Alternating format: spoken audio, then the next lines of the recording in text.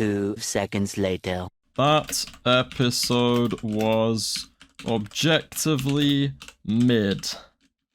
4 out of 10 ass. Alright, look, when I loaded up social media after watching today's JJK episode, 70% of the responses I saw made me question if having eyes is like low-key overrated. Sure, most of it is either meaningless rage bait, burrito accounts seeking attention, or One Piece accounts being genuinely livid that Toei isn't the only animation studio that exists. But this week it somehow got to a point where some of the actual JJK fans sounded even dumber than the rage bait accounts. Because for some reason, that is far beyond my ability to comprehend, this episode didn't meet their expectations. Apparently, it was just never going to be enough for some people unless they could see Vincent Chanzard, Alan Bao, and God on that already loaded staff list. I mean, honestly, the only explanation is that I just watched a completely different version of the episode to these people, because for me, this was a top 5 JJK episode. Actually, screw recency bias. It's one of my favourite episodes in anime, and it was certainly my favourite animated episode in the entire series. Yes, animation-wise, I'd even put it above Sukuna vs Maharaga. Not the Blu-ray though, because that's a whole different ballgame.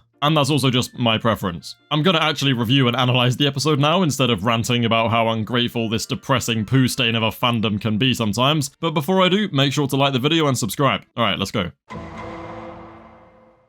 Right, to stop myself from obsessively repeating this throughout the video, I'm just going to say it now. From beginning to end, this episode is absolutely incredible. There are so many different styles of art and animation in this episode, yet nothing really feels out of place, and I think it flowed incredibly well from beginning to end. I mean, the episode literally begins with a shot of Maki walking towards the Zenin clan HQ, and it ends with the exact same shot, but it's her walking back out of it. I feel like this detail, and a load of other things, make the episode feel more complete, because even though it has an extended runtime of 28 minutes, fitting in around 4.5 chapters worth of manga into a single episode could have easily made it feel rushed or disjointed. Especially because there's such a sudden shift from the slow and emotional pace to the pure hype moments and aura. The other thing I wanted to quickly address early on is that even though I agree they did sometimes miss the mark, I respect the Mappa staff immensely for having the balls to get truly creative when adapting the source material, instead of playing it safe and trying to make it a one-to-one. So, with Megami's permission, or the head of the Zenin clan, Maki pulls up to basically just raid the Zenin storehouse of cursed tools. Somehow, after being embarrassed by Chozo and Yuta, Naoya still has the balls to belittle Maki, and we even get this really dope shot where we actually pan from the present Naoya to the flashback of him bullying child Maki, as if they were happening at the same time, kind of. I feel like this is a good example of Mappa's inventiveness actually succeeding. It's minor, but very effective. The conversation where Junichi tells Naoya that Ogi is, luring Maki in to kill her is just pretty standard. And I would say the same for Maki walking past her mother in the tunnel, but damn bro, her voice actress had absolutely no reason to go that insanely hard. Anyway, Maki versus her dad, round 1. First of all, this shot reminded me of Moria from Lord of the Rings. Just wanted to throw that out there. Secondly, I much prefer the anime's adaptation of this fight to the mangas. The complete darkness, with the only light being caused by the glow of Ogi's cursed energy and the spark of their blades actually clashing, is dope. But I also love that there is no music at all. The scene is very fast, but still incredibly tense. I mean, I know what's gonna happen, I've read the manga and I still felt the tension. Ogi just cooks Maki low diff before dragging both her and the severely injured Mai into the Zenin dungeon where they keep a load of cursed spirits. Now, it's in this scene that we first get a taste for this episode's use of selective colour, making practically everything black and white with the exception of the red blood. It's such a simple but very, very effective technique that they absolutely nail later on in the episode. Now, in the manga, Mai actually does kiss Maki, which I assume is because it's necessary for her to do that for what she's about to do. At least, I hope. I don't know, bro. Interpret it how you like. It's a bit weird either way. Their souls then resonate and they end up on a beach.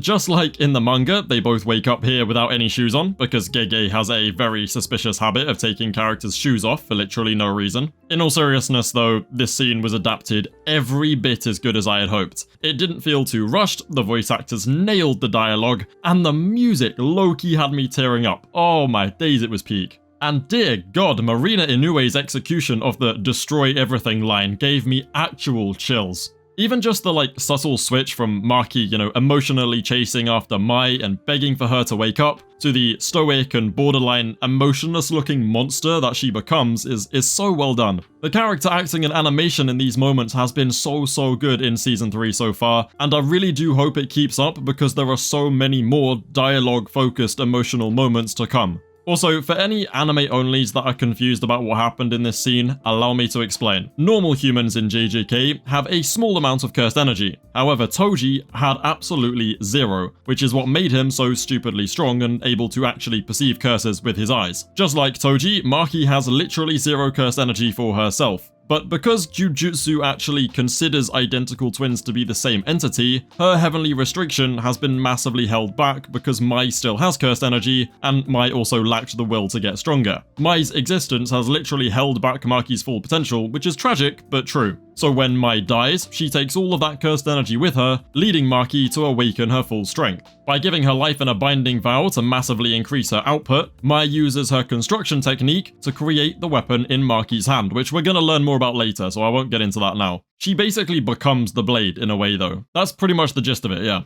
Now for the controversial part. Maki vs Ogi Round 2. To an anime only, this scene would be absolute peak. Maki's newfound aura is dope, the way Ogi immediately switches up and craps himself is dope, and the way he gets genuinely no-diff by Maki is dope. But to a manga reader, I do understand the complaints, to an extent. I think absolutely everything about this scene is literal perfection and a great adaptation of the source material. But the silhouette of Toji should have lasted literally 1 second longer, because to a casual viewer, they're genuinely gonna struggle to see who that's meant to be. Trust me, I watched this episode with 3 anime-only casuals and they didn't even notice it happening. Maybe that's just because they're blithering idiots, but who knows, I'm sure they're not the only ones. So yeah, when compared to the manga panel, I mean look at this thing, it's so cool. When compared to this, it does seem slightly underwhelming, but realistically, it's not that big of a deal. However, I do think they nailed the Toji moment that happens later on, when Kid Naoya sees him as, well, a kid. The way it goes from the bright and cartoon-like shot of Kid Naoya to the dark and unsettling shot of Toji makes for a pretty dope contrast.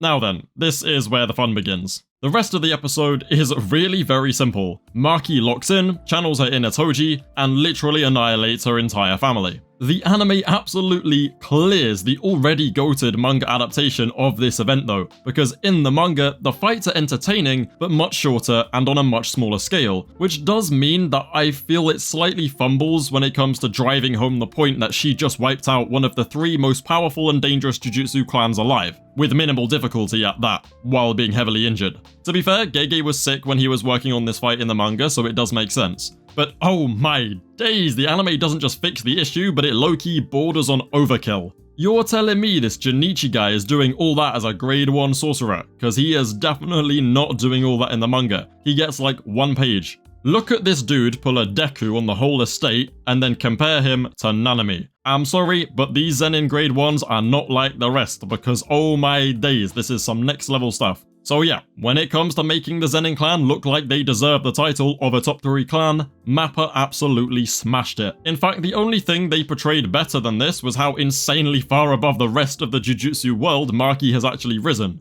You know, because she kills them all. Anyway, before the strong dudes arrive, Maki needs to warm up by slaughtering all of the Zenin NPCs, which is my favourite scene of the entire season so far and one of my favourite scenes in all of JJK. Not only does it have some incredible choreography, as well as that same beautiful selective colouring, but it's also a direct reference to Kill Bill. Apparently. I wouldn't know, I've never seen it. Not only is she built like a brick shithouse, but her completely stoic, nonchalant demeanour makes Maki's motions look so effortless and it's just so cool. I especially like this cut of her standing dead still, just casually swatting away the NPCs, because it felt like a homage to, Toji doing this to Megami in Season 2. Oh, when she hit the knee slide, I screamed. And when she started ice skating on their blood before 1-inch punching this random dude, I was having a straight up aneurysm from just too much peak. Like I said, her fight against the Hei was so dope and way more impactful than the manga, with even Ranta's eye technique being made to seem way more busted than it was in the source material. And look, I'm a sucker for the Yutaka Nakamura style orange and red heat effect to show a really hard hitting move, so this entire brightly coloured sequence when Ranta and Junichi do their duo attack was just so cool cool to me. Like, it's so dope. Also, yes, this is definitely a Full Metal Alchemist reference. As expected though, Maki cleans these falls up with very little difficulty, and it's at this point that the episode reaches its pinnacle.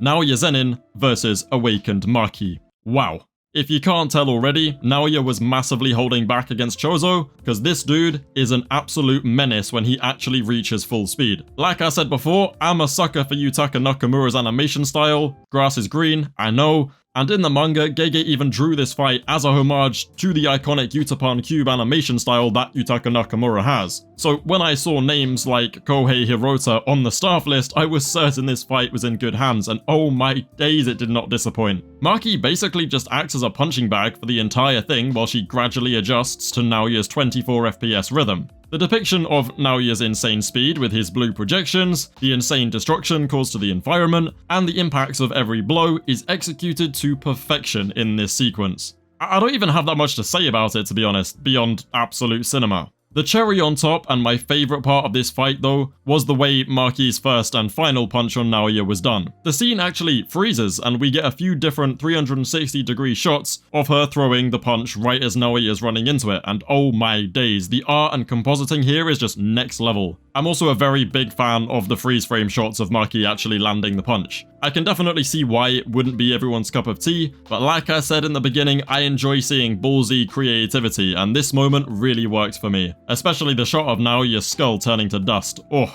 The episode rounds off with Maki cutting down her own mother in an unexpectedly well-executed scene, in which Maki is exceptionally calm. And oh my days bro, like Naoya's comment to Maki's mum in episode 1 of season 3 about how women who don't walk 3 steps behind men should be stabbed in the back and left to die, aged absolutely horrifically because Maki's mum finds the strength to literally stab Naoya in the back and leave him to die. This bum then arrives to cry over Mai's body, and we're told that over the next few days, Maki hunted down the rest of the clan that weren't present that day. And then the episode ends exactly how it begins. God knows how they were even allowed to get away with assembling the Avengers of animation, and even releasing a 28-minute cut for this episode, but I guess JJK just gets special treatment. Overall, it was truly peak and is comfortably in my top 5 favourite JJK episodes at the moment. If it genuinely wasn't your cup of tea, then that's fine, but at least give the animators credit where due. They definitely poured all of their heart and soul into making this, and it paid off because it just looked like absolute cinema.